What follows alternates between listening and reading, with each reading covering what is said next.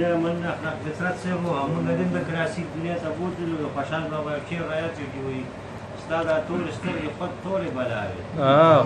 ستا دا ټول سترګې خود ټولې بلاوې درته چا وی چې ټولې په کجل ډېر شعر باندې زه جاوید همدرد صاحب ته بندوم کوم چې هغه خپل کلام راته جاوید همدرد ډېره ډېره مننه نیاز محمد شپون صاحب د اخلاق فطرت صاحب او معصوم خټک صاحب د زورورې او جدي شاعري زمونږ صفونو کې د غزل مطلب عشق دامې کم بختي ده چې په اوښ کو تر روان یم عشق دامې کم بختي ده چې په اوښ کو تر روان یم د یار کلي نه زړه چاو دی او زخمي ځیګر روان یم ډېره مننه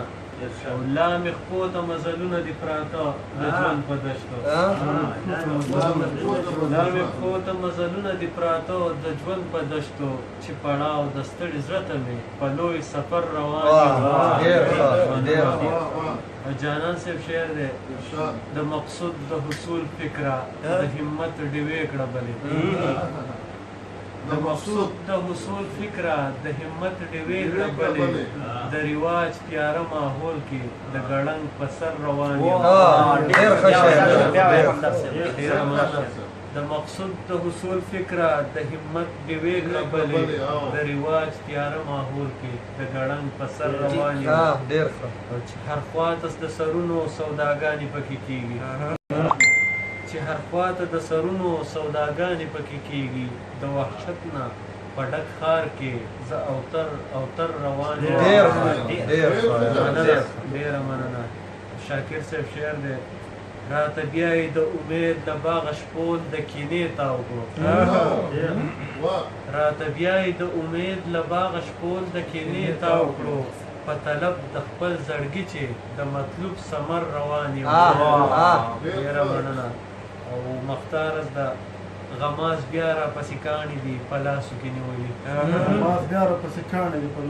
غماز بیا را پسې کاڼي دي په لاسو کې نیولي زه جاوید چې مې په لورې د ښایسته دلبر روان یم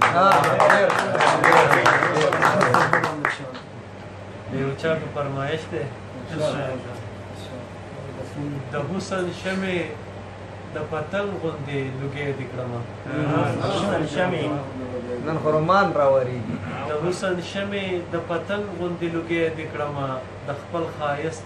د نظر ماتي سپېلنی دې کړمه ما خو اله عقل و هوش سنبال کړي عشقه ما خو اله عقل او هوش سنبال کړي عشقه غم د جانان دې راته راکړو لیونی دې کړمه تل دې وعدې چې د ټول عمر رفاقت کولې تل دې وعدې چې د ټول عمر رفاقت کولې صدر نه هېر کړم څه سبب دی چې پردی دې کړمه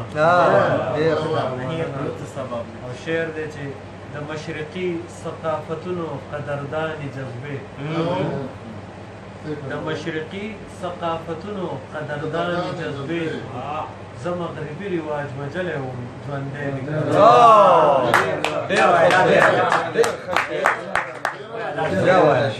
ډېره مننه د مشرقي ثقافتونو قدردانې جذبې زه مغربي رواج وجلی وم ژوندی دې کړمه او لاړم په دشتو کې ورګډ شومه د زړه قراره لاړم په دشتو کې ورګډ شومه د زړه قراره ستا په لټون یم راوتی سیرانۍ دې کړمه اخلاق فطرت صاحب شعر دی چې ای د سرو شونډو د جامونو لازواله فکره ای د سرو شونډو د جامونو لازواله فکره زما د عمر تقاضا وه خو زلمی دې کړه ای د سرو شونډو د جامونو لازواله فکره زما د عمر تقاضا وه خو زلمی دې کړمه او سر په زنګون دې کړم جاوید زما سپېڅلې مینې سر په زنګون دې کړم جاوید زما سپېڅلې مینې د هر یو خوار او د دردمن زړه اسویلی دې کړم. ډېر ډېر ډېر ډېر